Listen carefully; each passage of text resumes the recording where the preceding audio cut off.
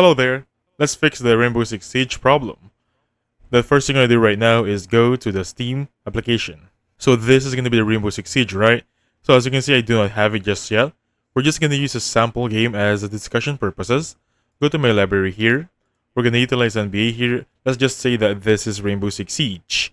So once you're in here, click on the gear icon. Look for properties. Look for installed files. And make sure click on view integrity of game files. Now once that's done, click on the browse option right there. In here. So you will open up this folder. Now look for the one that is going to be this exact file.